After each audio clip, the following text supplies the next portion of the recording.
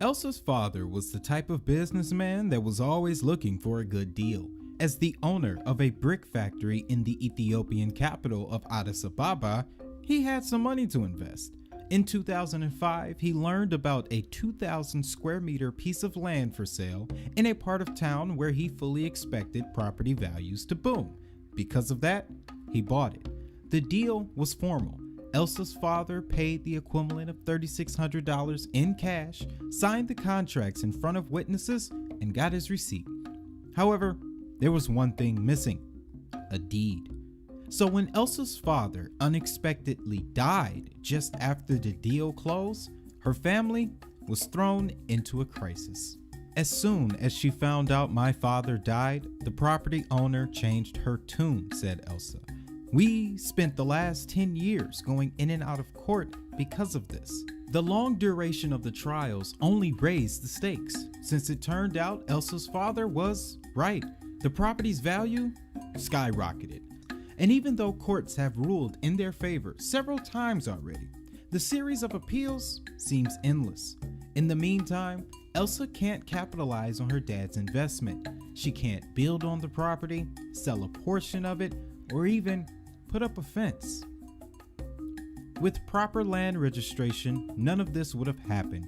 We've spent the last 10 years in court, said Elsa, but I do not want to give up because this is my father's land. This was a story from Reason Magazine, written in November of 2018 by Gillian Keenan. This is just one example of many situations where people in Africa lose out on benefits due to improper documentation. Here's a shocking statistic. According to reports from UNICEF, 2 out of 3 infants are not registered at birth in sub-Saharan Africa. At this rate, the number of unregistered children could very well surpass 100 million by 2030. Not having access to proper identification could have devastating effects on a person's life. Those who haven't been registered can't access social services such as healthcare, education, and later in life, own property. We began here to illustrate that when it comes to Africa, the introduction of blockchain and distributed ledger technologies could very well save the entire continent from ailments that have afflicted the people of Africa for generations. The result is the return of Africa as the most industrious, advanced civilization on Earth.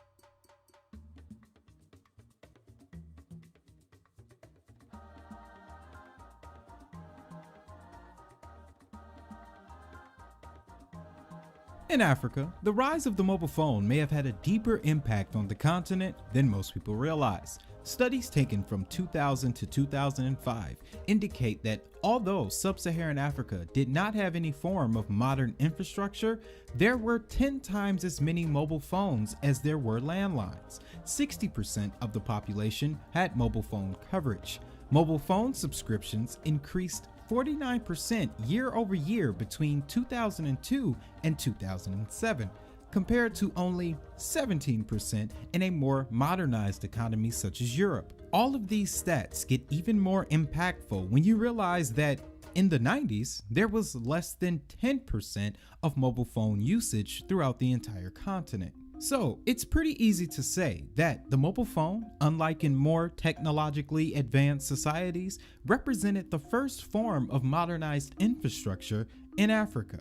The benefits of this have been tremendous. The faster means of communication revolutionized agricultural and labor market efficiency. The spread of mobile devices also allows for more people to be aware of civil services such as healthcare and educational resources. This has dramatically improved producer and consumer welfare in Africa. One could also say that this has shifted the paradigm when it comes to mobile phone development on the continent, from one that simply reduces communication and coordination costs to one that could transform lives through innovative applications and services. This brings us to October of 2005. Safaricom is Kenya's largest cell phone service. They seized a once-in-a-lifetime opportunity, releasing a product called M-Pesa. It's the leading mobile money payment system in the world, and 60% of the user base doesn't have a bank account. Safaricom and Vodafone launched the M-Pesa mobile payment system with the goal of reaching underbanked prepaid mobile subscribers on a pilot basis in Kenya. This was all part of a public and private sector collaboration between Vodafone and the UK government. The UK's Department for International Development encouraged private sector companies to engage in innovative projects so as to deepen the reach of financial services in emerging economies. Initially, the biggest obstacle was gaining the trust of financial agents in Kenya. To solve this, Vodafone implemented a feature that would allow users to purchase airtime or phone minutes using the M-Pesa. Needless to say, this caused the use of the M-Pesa to skyrocket. After the surge in volume came a surge of trust, paving the way for the M-Pesa to go live in March of 2007. In 2007, at the Connect Africa Summit, Paul Kagame, president of Rwanda, stated, "In just 10 short years, what once was an object of luxury and privilege, the mobile phone has become a necessity in Africa." His words reflected the massive change that had occurred in Africa since the year 2000, when mobile devices began to flow into the continent.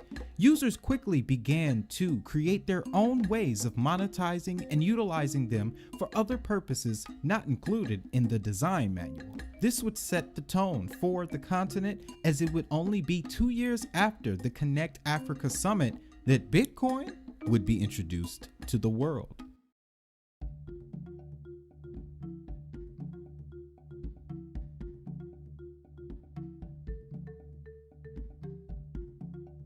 Historically, after Bitcoin's creation in 2009, the first nation to really pick it up was China. The second nation to do so, however, was Africa. The earliest evidence of Bitcoin in Africa goes back to as early as 2011. At this point, it was merely a whisper. No governments had heard of it, but the people of Africa, more importantly, developers in Africa, were becoming aware of this new technology. By 2013, things would change forever. The London-based Luno Exchange established a base of operation in Cape Town, South Africa. Evidence suggests that this was another endeavor by a foreign government to bring financial services to the underbanked. This is supported by the fact that one of the largest backers of the exchange is the Digital Currency Group, the same digital currency group that brought us Coinbase, FTX, and all the other big players we see in the markets today. At the same time, the Kapochi web service was launched by a programmer and entrepreneur named Pele Bredengard. This service allowed users to purchase Bitcoin with the M-Pesa. All of this was occurring during the year when the price of Bitcoin surged from $13 to $1,100, largely thanks to what was going on the Silk Road. Another important correlation was highlighted during the first ever African Bitcoin conference in 2015, where industry leaders from around the globe observed that peaks in inflation often correlated with the rate of adoption for Bitcoin. Simply put, the more African currencies destabilized, the more people began to look into Bitcoin. This statistic would attract a whole lot of attention. 2016, the World Economic Forum and the McKinsey Global Institute published a report on the African economy. In it, they described that by 2034, Africa is expected to have the world's largest working age population of 1.1 billion, the majority of which will have come into maturity during the age of digital currency. Also, urban expansion and technological innovation will help to further modernize Africa's infrastructure. Africa continues to lead the world in mobile phone adoption. With Bitcoin being the epitome of mobile money, Africa is positioned to take the crypto industry by storm in the coming decade.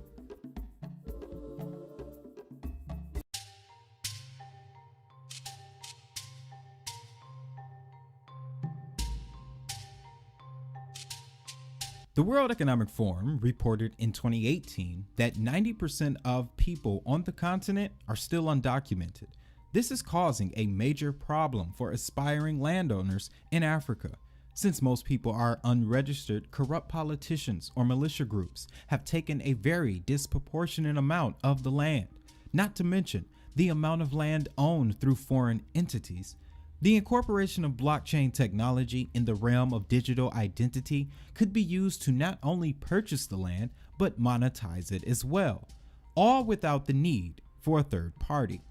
The World Bank said in 2013 that improving land governance is vital for achieving rapid economic growth. Blockchain can do this.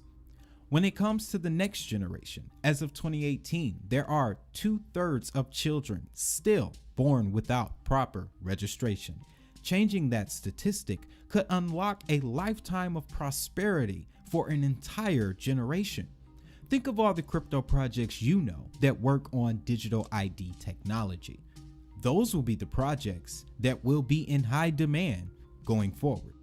Alongside property and identity, there are payments and remittances.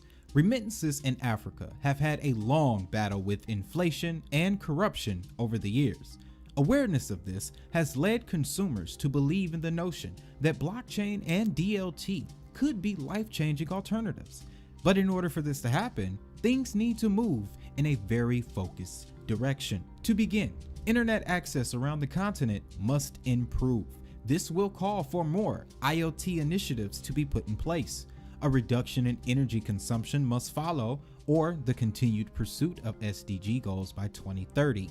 Additionally, if Africa's younger generation continues to embrace things like the metaverse, Web3, and NFTs, then it ensures that they will have a much larger influence on those markets in the future.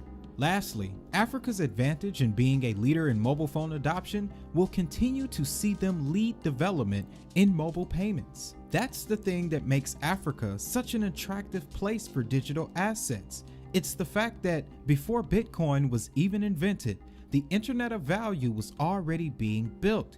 It just needs a proper conduit.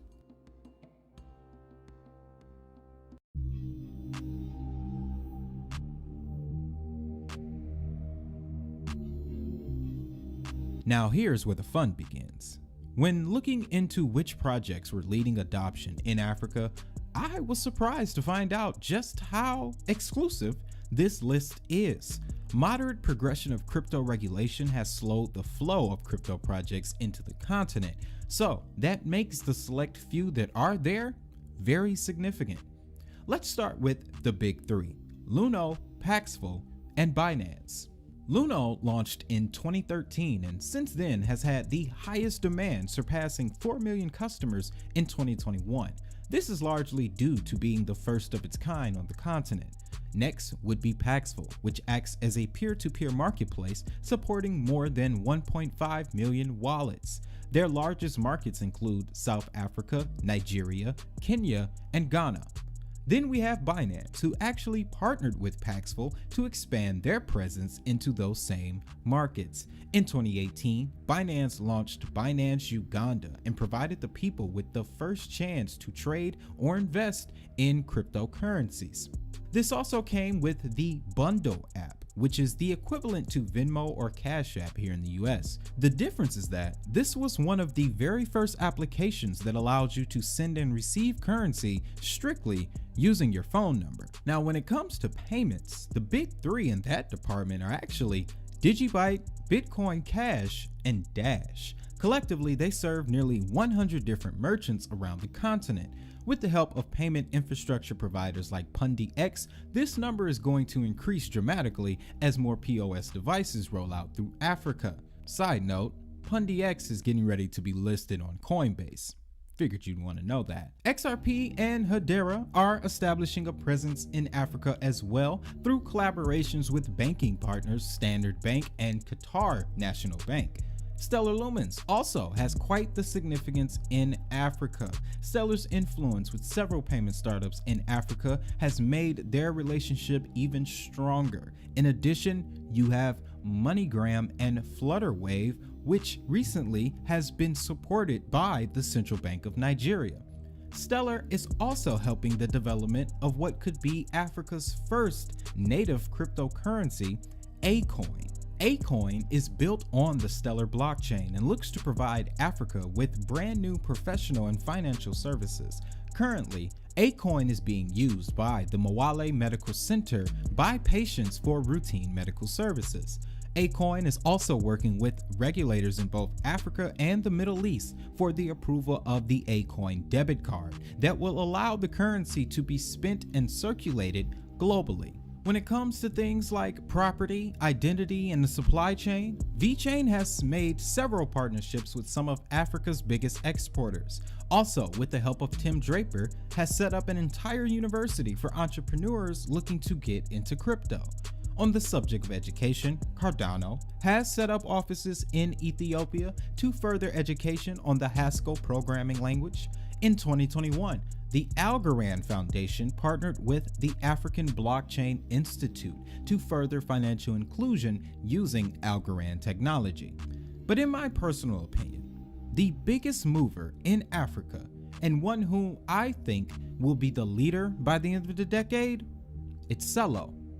Celo is a mobile money blockchain specifically designed to integrate with your mobile phone, allowing currency of any kind to be sent and received using only your phone number.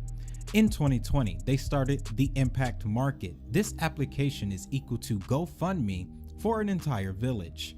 Through Celo's DeFi for the People initiative, you can participate in the growth and development of underserved areas of the world and earn rewards by doing so. This type of application can scale tremendously at the same time while introducing new people to the cryptocurrency space. In 2021, they partnered with DunyaPay, one of the largest payment service providers in West Africa. This allowed DunyaPay's over 18,000 users the ability to earn up to 8% on their savings in the form of CUSD, Celo's native stablecoin. In addition, Celo also has its own wallet in the form of Valora, which also has a digital identity software built into it. Meaning, not only can you store your currency, but you can also store pertinent information about who you are within the app. When it comes to adoption in Africa, Celo represents a different aspect of the problem that blockchain technology is here to solve.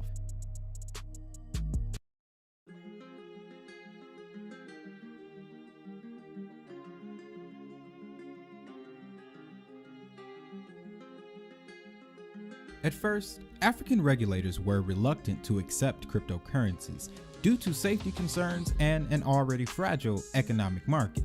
However, evidence continues to indicate that as the economic conditions worsen, more cryptocurrencies come into the picture. Then we get to 2020 and things begin to shift dramatically. As we came out of the pandemic, Bitcoin peaked at all-time highs. Several nations began to come out with paperwork on how to make Bitcoin a legal tender. The first nation to do this was El Salvador.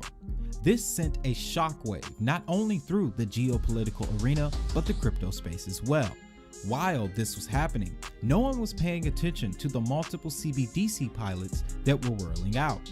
Nigeria was the first to launch a central bank digital currency in 2021. This would lead to January of the following year when the Central African Republic also made Bitcoin a form of legal tender. This would be followed by the South African Reserve Bank starting to roll out legislation that allowed banks in Africa to cooperate with crypto companies. What is being established here is the foundation layer that will bring Africa into the new global payment system. This thinking is supported by the Bank for International Settlements and CBDC project Dunbar. The project has been successful in creating a multilateral CBDC that can interoperate along blockchain and DLT networks. The countries included are Australia, Malaysia, Singapore, and South Africa. The Bank for International Settlements is currently running a total of 7 central bank digital currency projects that reach an estimated 90% of the global GDP. This means that once these projects are successful, paper money will be a thing of the past. Africa is a crucial piece of this puzzle. Even though 2022 has seen the emergence of a bear market in crypto, the rate of adoption in Africa has not stopped. A report by Nation from August of 2022 showed us just how much crypto is coming to Africa. In the first half of 2022, venture capital inflows surpassed the yearly total from 2021, reaching $121 million. In May, KuCoin became Africa's first crypto unicorn with $150 million in funding, pushing its evaluation as a company to $10 billion. Mara, a pan-African crypto exchange platform, raised $23 million, while Jambo, a Congo-based startup, raised another $30 million. Altogether, the reported amount of investment into Africa in 2022 alone has reached $315 million. Despite what critics may say about crypto, the evidence is everywhere that shows the future of this world is going to revolve around digital assets.